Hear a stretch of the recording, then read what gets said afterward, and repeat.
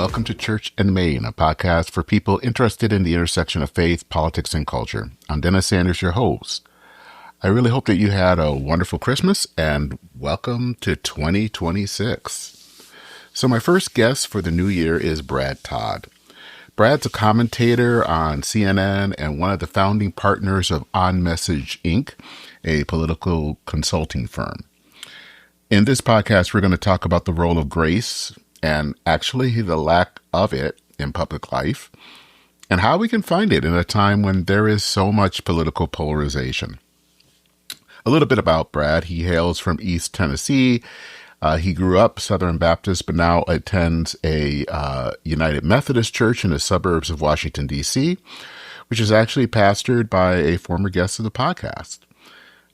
Being that Brad is engaged in political campaigns, we are going to talk about where grace, faith, and politics intersect. And this is an election year, so these are all important topics to talk about.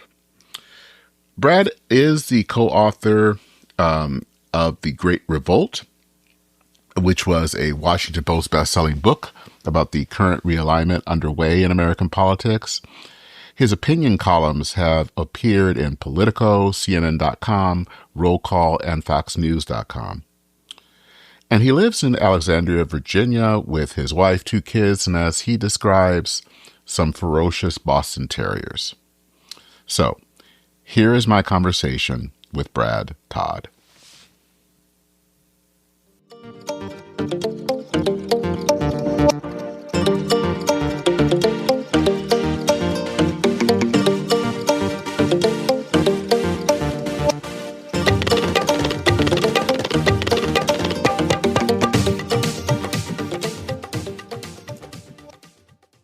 All right, Brad, I wanted to start by getting to know a little bit about you and kind of your background, where you come from, and your kind of religious history as well.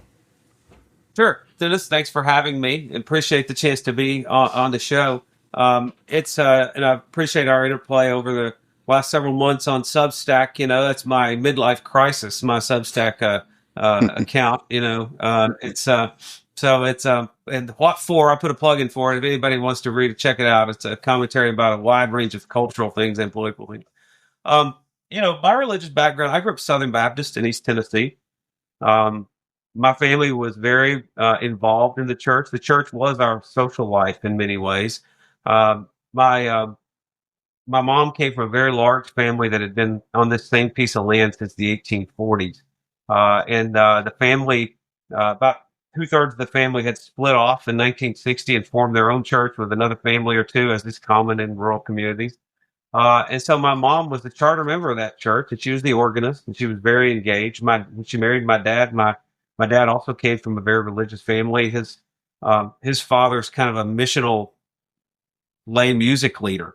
He would go up in the mountains and find a church that didn't have a music leader and lead the singing until they could find somebody. When he was a young man, he and his brother were church planners in the Cumberland Mountains. One of them preached, one of them did Sunday school, one of them led the singing. So Dad fit right in my mom's family's church, and Dad became chairman of the deacons a couple of times, and was very in a leadership role the whole time. So my sister and I grew up in leadership roles in the church. I'm a writer by training and by profession, and my first writing gig was the church newsletter. I had been dormant for a few years, and I took it over and started up when I was probably in junior high, middle school. So, just grew up in the church, and, we're United Methodist now. My wife grew up in the United Methodist Church. I had already joined the United Methodist Church before we met and left the Baptist Church. And so, it's a ever-present part of our lives. I did a double major in college, and religious studies was my double for fun. I didn't expect to use it or anything, but just for fun. Well, one of the reasons I want you on the podcast is because we know someone in common. That's Jason Micheli, who is your pastor of Annandale United Methodist in suburban DC. And you were kind of saying as we were preparing for the podcast that DC is a place that basically the business, it's a factory town, basically. And having growing up as I did in Michigan, where I was, everyone worked for GM. In Washington, everyone pretty much works for the government in some way. Um, and the thing that's been interesting is how much in churches things sometimes have become so kind of polarized in many ways. And what's been interesting in seeing, and I'm fascinated, is still seeing some churches where are places where there still is diversity, and not just diversity in the way that we like to think of it, which is still important, where it's of African Americans and whites and of all kind of the ethnic diversity, but also political diversity, and I think that that's even very much important these days. And I'm just kind of curious of how do you see that showing up in your church, and how is that happening, and how is it, and why is that, how do you see that still necessary in our day and age? Well, our church is diverse. I'm sure if you took a look at everybody's on the voter file, it would lean left, as most mainline Mhm. suburban churches do, mainline denomination churches. But we absolutely have a lot of political diversity in Washington. You can't have a church in Washington without political people. In fact, everyone's political in some way. A lot of military, current military, and ex-military, and people who've worked in the administrative state, in the bureaucracy, and people who work on the outside as consultants or lobbyists or contractors. So it's or lawyers who deal with government cases. If you ask someone in D.C., are they a lawyer? The chances are what they mean is they are a lawyer who sues the government or defends the government. And so or petitions the government. It's even that practice is about it. And if you're a dentist or a chiropractor, all your patients are involved in government, right? So it's inescapable connections to it. I do think that church ought to be the place where melding people of different political ideologies is the easiest, because the premise of being in church is that we're all equally sinful, we're all equally incapable of pulling ourselves out of that sin, and that we are all equally entitled to the grace that comes from Jesus, and no one gets any more or less of it. And by merely walking through the door, we're accepting that we all agree on that. So it ought to be the place where political differences get erased immediately, simply because we all, by showing up, accept that premise that we're all in the same boat.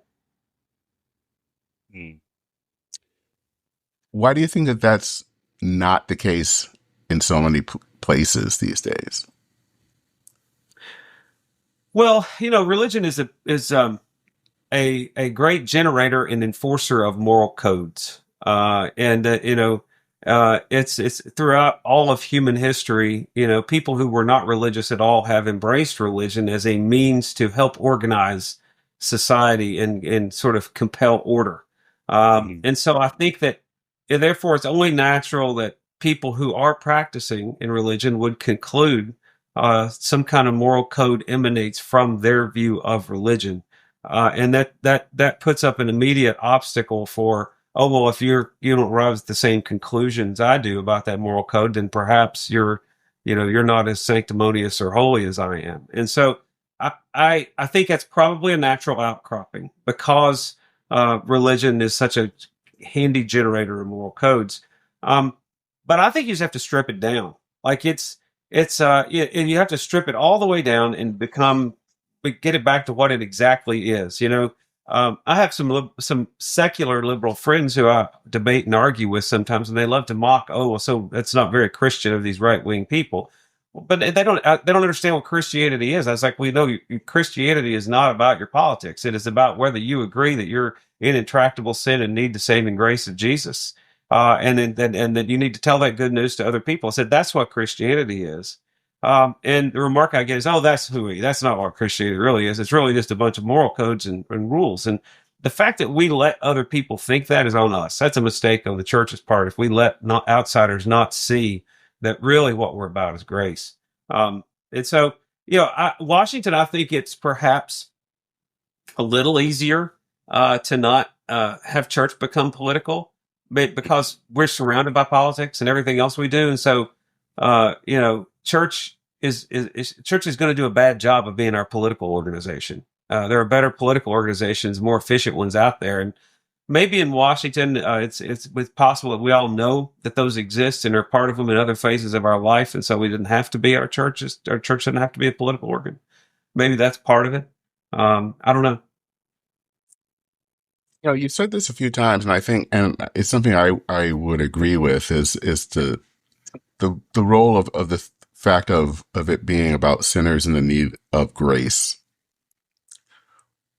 What is the role and how important is it about the fact of grace is in the role of your faith and what is that in the role of our public life?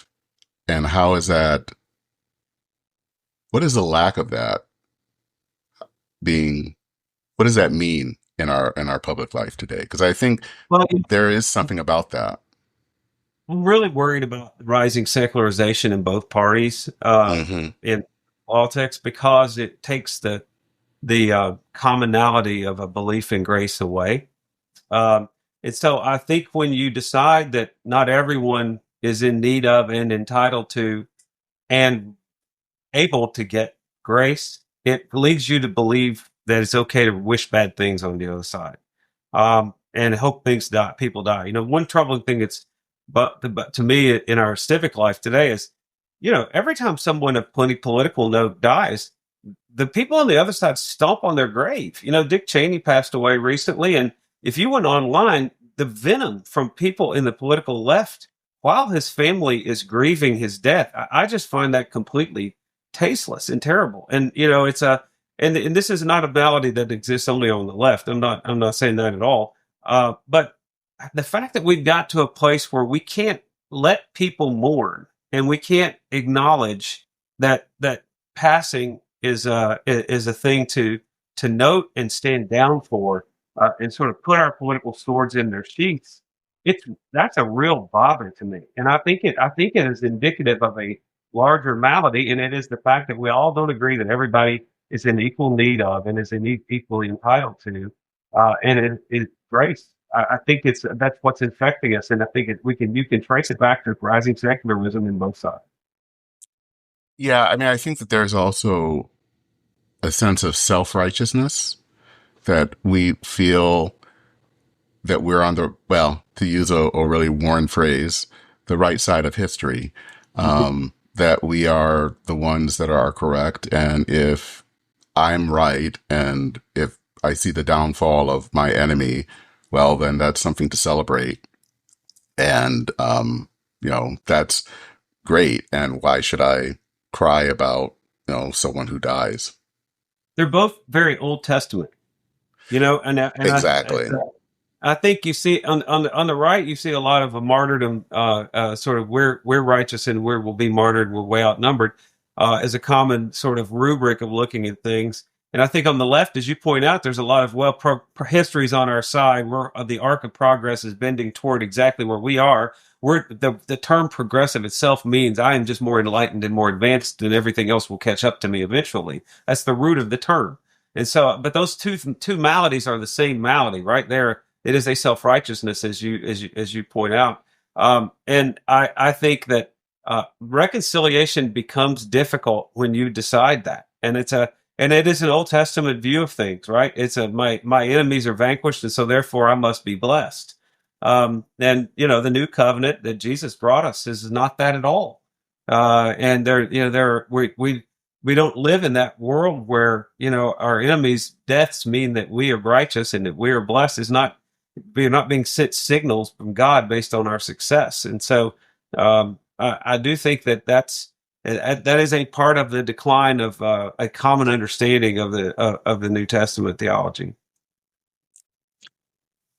Yeah, I mean, I think we don't see I mean, to really to think about it, our common humanity or even our common sense that someone else is a child of God, in the way that I really think about some of the writings of Martin Luther King, that he would see even someone that who was the most racist person still was a child of God. And I don't think we see that anymore, even on the left or on the right, that someone, no matter who they are, is still someone of value. I think we just see them as incredibly evil. Um, and there are lots of reasons why that is, but I think we just don't see that. We have seen a few instances of it in our current culture, and when we see them, they're startling. When the it's after the Mother Emanuel church killings in Charleston. You remember the families of those victims said that they forgave this young man who came in there. And at Charlie Kirk's memorial service, Erica Kirk stood up and said, "I forgive the man who did this." So when I think that we have a few shining examples of it, and we probably ought to lift those up more. And it might, and we ought to probably all echo them, and it's more forgiveness in our discourse might help us get to reconciliation. Someone asked me yesterday in an interview, how do we bring about more reconciliation in politics? Well, I don't know that you structurally can. I think individually you can. You can lift up forgiveness. You can reach out to people and not question everyone's motive and assume everybody's motive is bad. You can disagree with their program and the steps they take to exact their motive. But I think presuming bad motive is part of our problem too. I think that also it's part of it is, how do we learn to not fear the other? Um, and this is something that actually also Jason is related with. Was part of something called the Iowa Preachers Project, and it was a group of 10 pastors from across the country, and it was people from a wide spectrum. So from people who are theologically liberal to theologically conservative. And so you had someone like myself and one other persons who were gay, to someone who were people from like the, Wisconsin Synod Lutherans who were pretty conservative. And Right. we all were able to get together and to be together and to pray and care for one another, and really actually be friends. And the thing is that none of us was trying to change each other or to try to best one another. It was really to just have a common meeting place. And I think for us, at least as Christians, were to understand that we were all sinners in need of grace. That was the common ground. Um, and I think once that was the common ground, or at least to know that we weren't trying to change each other or trying to best one another, there wasn't any sense of you're my enemy or you're dangerous or something. There was just a sense you're a friend, and we don't agree, and we probably will never agree, but that's okay. That's fine. And I kind of wonder if, is there a possibility that there are ways that we can get to that as a culture? Because I think there seems to always be this sense that we have to have this battle and win. And that's not, I don't think that we can, to me, that seems like that's not a path to anything except loss for everyone. Well, the one problem with it is ensures half the people are miserable at all the time. Exactly. We're in a zero-sum game. I think part of what democracy means is being willing to lose and Hmm. recalibrate when you lose and decide how do we change some things after we lose so that we don't lose next time. And we have lost that a little bit as the parties have become purer, and as social media has sort of allowed, and the internet has allowed us to silo ourselves with only people who agree with us. It's 50 years ago, there were liberals and conservatives in both parties. And That doesn't exist now. And there's a political scientist named Morris Fiorina who talks about how inter-party sorting is actually the driver of polarization. The fact that there's not a broad ideological difference inside the Democratic Party or the Republican Party is the reason that the two parties are so hostile and separated. When there was overlap, it was much easier to find common ground because there was a quarter of each party that agreed with the other a quarter of the other party at all times. And so and there were disagreements within each party. And we don't have a lot of inter-party disagreements anymore, near at least on the scale of what we've had previously. And I think that translates into the rest of our lives. And there's a lot of self-storing that happens on the internet. That's what it exists for, right? The algorithms push you toward people who agree with, the freakiest thing you think. The most niche idea you have, the algorithm will get you there because it knows you have a yearning for that and you don't find it in other places. And if it provides it, then you're likely to stay on the app and look at some more ads. And we do that in our own physical lives too. It's gerrymandering has been a hot topic this fall in redistricting. Well, the thing is, it's pretty easy because people tend to move to places where they settle in places where everyone agrees with them, and then social pressure, if they don't agree with them on everything, social pressure pulls them to it. Into a lockstep agreement on other things that they didn't have strong opinions on before. So we're fighting a lot of technology and human nature here now, and we're now in structures where societal structures are breaking down, and there are fewer of them, and therefore they become pure. You probably couldn't come to a meeting of the Virginia Annual Conference of Methodists and find a lot of ideological disagreement, and that's not good for the Virginia Conference. Mm-mm. No. And the thing is also that's kind of related to this is I don't know if you're familiar with sociologist Ryan Berge.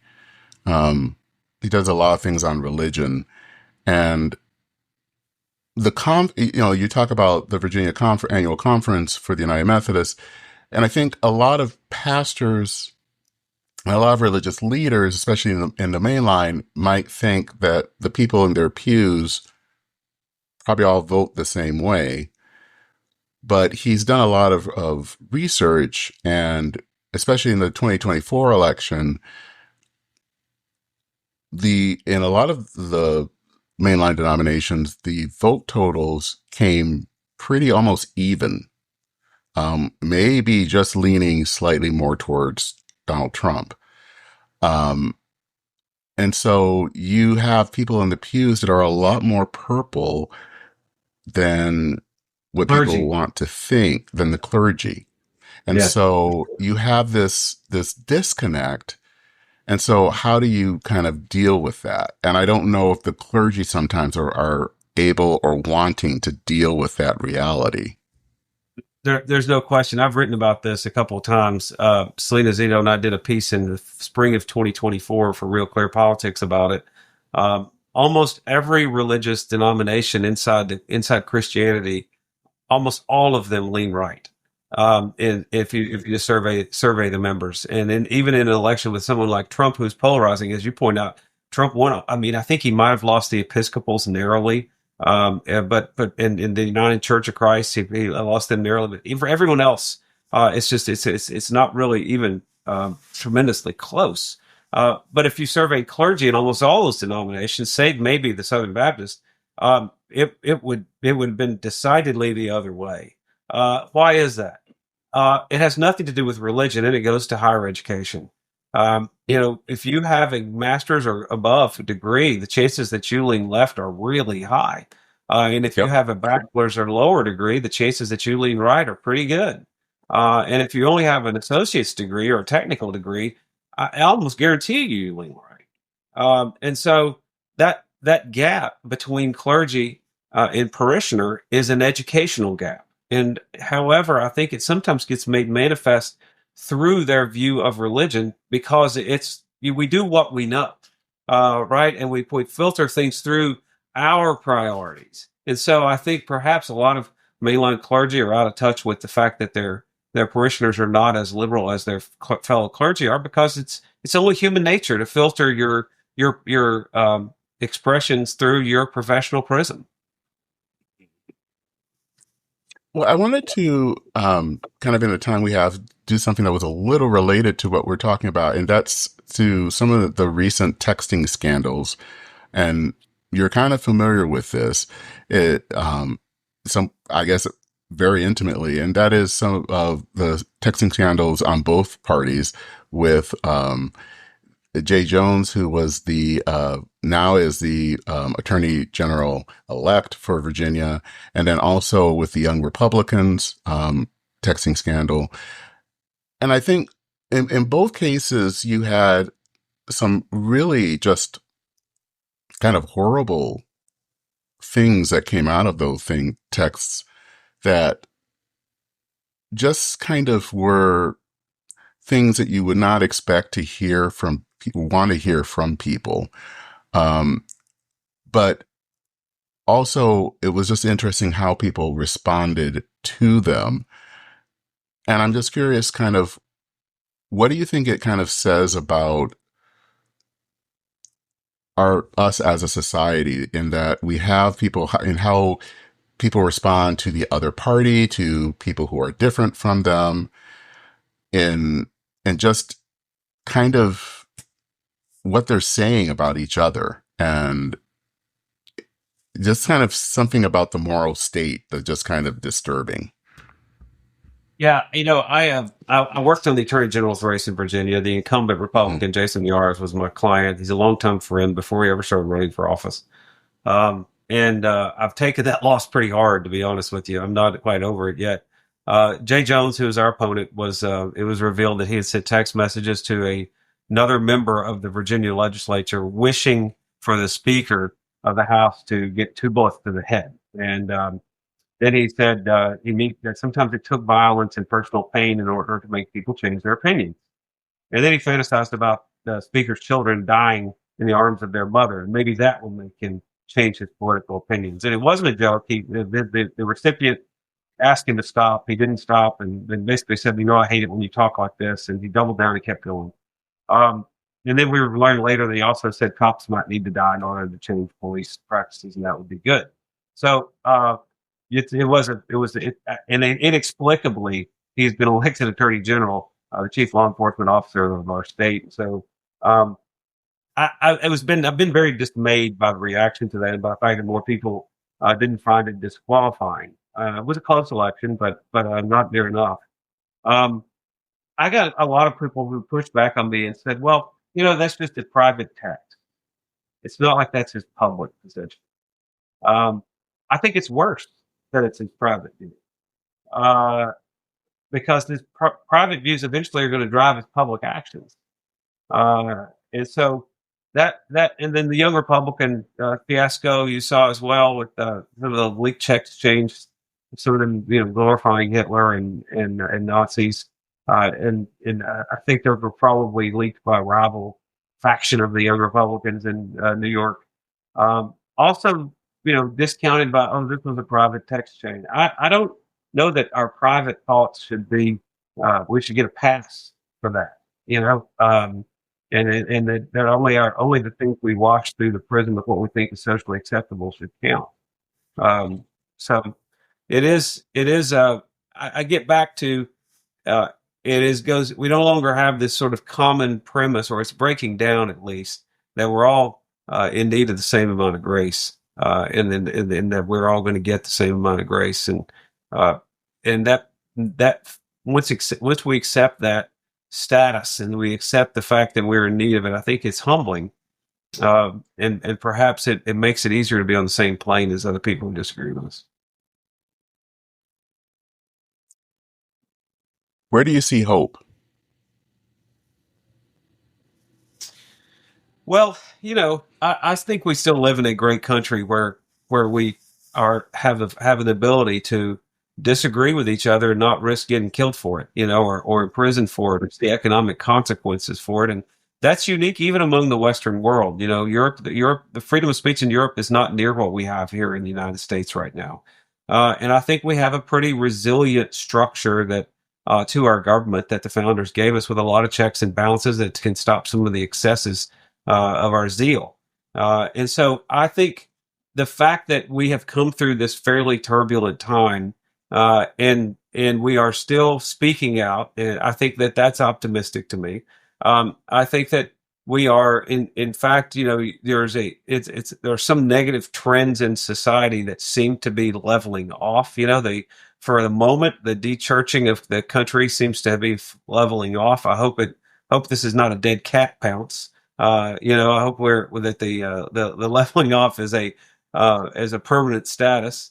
I still see hope in my neighbors. We're getting ready to do a hypothermia overflow shelter at our church, and there's a couple in our church who put so many hours into this every year. We do it twice a year, and it takes 80 volunteers to pull it off every time. And these people literally give, weeks and weeks and weeks of their time so that, people don't have to sleep in the cold for 10 days twice a year, 8 days twice a year. And you see stories like that all over the place still. And those are the things that inspire me and give me hope. You see people starting small businesses with and take their families from one economic level to another. We see that all around us. It starts with a food truck and turns into a strip mall location, turns into something more prosperous than that with 4 or 5 people working for them. So that kind of thing still gives me hope. I still see aspirations in people to do better and be better. And that I guess that those sort of individual uplifts drive me. Yeah, I think there is something to say about kind of what's happening at a local level that can still inspire some sense of hope. If you go back all the way back to Alexis de Tocqueville, the French philosopher who visited the United States in our infancy, the thing he found most unique about us was these small associations, these small units of how Americans came together to achieve things in congregations and in civic societies and clubs. That's always been sort of the secret sauce of free countries. And so I think that means we should hearken back to it right now. And, Edmund Burke called them little platoons. In my Substack, I try to write about 1 out of 4. I try to write what I call a little platoon column, right? Something that sort of tell me about the interactions between generations or between some things inside a family unit or teams, things that sort of bind people together and try to make. I don't always get 1 out of 4 columns as a little platoon, but I try to hit that. And I think that's the right place to look for how things can work. Well, if people want to know more about you, where should they go? Well, I write on Substack, The What For, and I'm also on CNN as a commentator about 4 times a week. I'm on shows like AC 360 in The Arena, which airs at 4 p.m. Eastern. AC 360 airs at 8 p.m. Eastern. I'm on State of the Union on Sunday mornings before church sometimes. It airs 3 times on Sunday. Sometimes I'm on the Laura Coates Show at 11 p.m. Eastern. So if you're on the West Coast, that's a show you can catch in your time zone. So, most of that commentary is political. My Substack column is, only sometimes political. So, but I hope if folks will join, give us some feedback. We'll take it in stride and adapt. Brad, thank you for this. This was a really good talk, and hope to have you back on sometime soon. Sure, Dennis. Thanks for having me. All right. Have a good day. All right.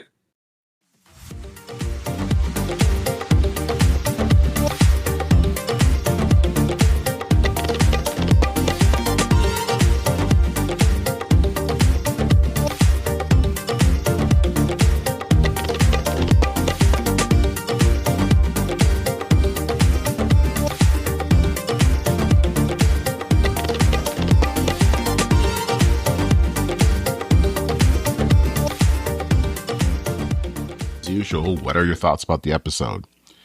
Do you think that grace can be found in our modern politics? As usual, feel free to send me an email. I actually love to hear from people, get their opinions on this. And you can do that by going to churchandmain at substack.com. Feel free. I would love to hear from you. Also, a few things just to let you know about. I will put a link to Brad's Substack, which is called The What For. And I'm also putting a link in to the top episodes of 2025. I didn't do an episode kind of rehashing all of that, but I decided to put that in a Substack post. So I hope that you would look at that and find out what those top episodes were. They're quite varied. I think really cool episodes. I enjoyed talking to everyone, but these were some really good episodes that we did in 2025, and these are the top ones that I really want to share with folk. And I'm hoping maybe at some point I'll put out a list of some of the other ones that were interesting, that were good, that I'd like to share as well. But those two links are available. They'll be in the show notes. And also, if you want to learn more about the podcast and listen to past episodes or donate, you can go to churchandmain.org. Churchandmain.substack.com is where you can read related articles, such as the said article I just talked about. I would also hope that you would consider subscribing to the podcast. You can do that by subscribing on your favorite podcast app. And also would hope that you would consider leaving a review or a rating. When you do that, that actually helps others find the podcast. So I really do hope that you can consider doing that. If you don't feel like typing out a long thing about how, the podcast is, just simply leave a rating. Either way, that really helps others find the podcast, which is something I really want to have people do to find this podcast. If you want to make a donation, there is a link in the show description. Also, if you would like to get this episode basically in your email inbox, there's also a link for that as well. So that is it for this episode of Church and Main. It's the first one of 2026. I'm looking forward to a lot of good interviews in this coming year. Obviously, 2025 was a year, especially when it comes to the church and public life, that was not boring. And for obvious reasons, 2026 is not going to be boring either. So be on the lookout for some podcasts on some very important issues. So as I said, this is it for this episode of Church and Main. Thank you so much for listening. That always means a lot to me. Take care, everyone.